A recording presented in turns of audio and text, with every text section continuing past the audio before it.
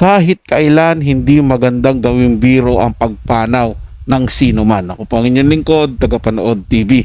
Isang mabiyaya at masaganang araw po sa ating lahat. Welcome back po dito sa ating YouTube channel at Facebook page. Ngayong araw po ang ating pag-uusapan, bibigyan ng komento, reaction, opinion ay ang balitang Eugene Domingo. Pumanaw na, tanong ng netizen. At yan po ay galing sa channel ni Showbiz Snap. Nasa description po yung link ng kanyang channel. Bisitahin po at pakisuportahan na rin. Kaya naman wag na natin patagalin to. Simulan na po natin ang ating reaction video sa araw na to, mga tagapanood. Let's do this!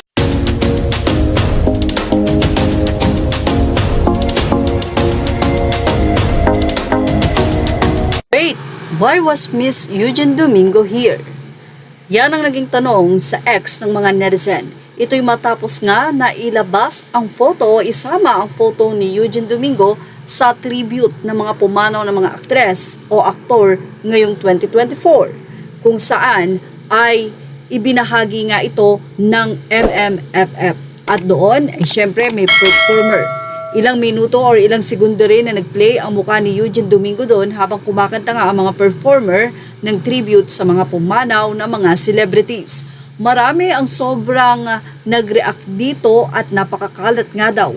Hindi daw ba nag-google ang MMFF at sigurado na nasa MMFF mismo si Eugene Domingo na kung saan ay makikitang nasa larawan ng mga dedo. Nandyan makikita rin ang photo ni Sherry Hill na kamakailan lamang din ay pumanaw.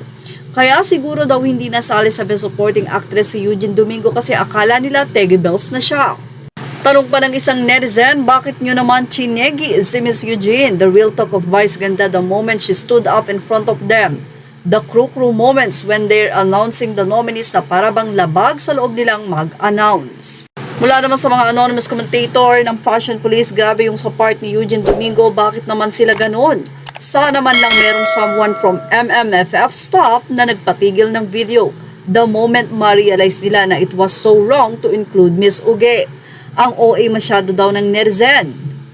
Well, dumepensa naman ng isang netizen at sinabing hindi OA, nanood ako ng live stream, ang kalat talaga. Maririnig mo pa yung side comment ng presenters, saka parang hindi sila informed kung ano bang i-present nila. Ako ang nahihiya para sa kanila. Ahaha, ahaha, ahaha. Sana nakafocus yung camera kay Uge. Hahaha. Gusto kong makita ang reaksyon niya nung nakita niya ang pic niya sa screen. Sinadya ba to para pag-usapan? Well, hahaha. Pabuhay ni Miss o hahaba pa daw ang buhay ni Miss Uge nito after nyong tinegi. Tawang-tawa naman ang isang netizen at sinabi niyang buhay na buhay pa yan. Uy, napaka-greenhorn naman ang production. Hahaha, nakakahiya kayo. Kung kailan uso ang Google, saka naman sila maayos or hindi sila maayos na nag-search kung sino mga legit na RIP. Hay nako, insulting for Eugene. Baka umattend pa siya nung event. Kaloka ang gumawa niyan. Yes, kumpirmado na present na si Miss Uge or Eugene Domingo sa nasabing parangal ng MMFF Night, kung saan ay isa silang sa nag-cheer sa nakuhang award ni Vice Ganda. Wala pa nga naibabahaging saloobin dito si Eugene Domingo kung ano nga bang naramdaman niya matapos makita ang kanyang photo na nasa screen ng mga pumanaw na celebrities. Yan tayo eh. Malaking pagkakamali po yan, mga tagapanood, sa part ng MMFF. Bakit nga naman kasi hindi sila nag-research ng maayos? Sino ba yung production ano nila dito? Yung humahandle dito sa kanilang programa? At bakit parang may mga lapses silang nagawa rito, mga tagapanood, no? Buti hindi nag-react ng ano dun, hysterical si Eugene Domingo, mga tagapanood, no? Parang dito sa picture niya na natawa pa siya eh, na nagchichir siya kay Vice Ganda dun sa award eh.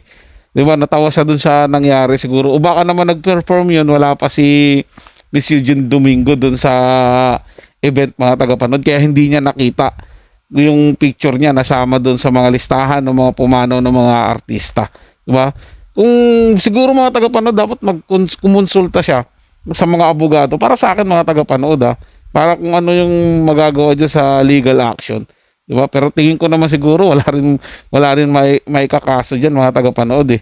Pero sana man lang humingi ng sorry, ng kapatawaran yung pamunuan ng MMFF, 'di ba, doon sa ginawa nila, dahil naisama nga po si Ma'am Eugene Domingo doon sa listahan ng mga artistang pumanaw na maganda yung intention nila, kaso nga lang meron pong pagkakamali dahil pati yung buhay nasama doon, mga tagapanood, 'di ba? Pero maganda yun, mga tagapanood, kasi kahaba pa nga ang buhay ni Ma'am Eugene Domingo dahil sa ginawa po nila.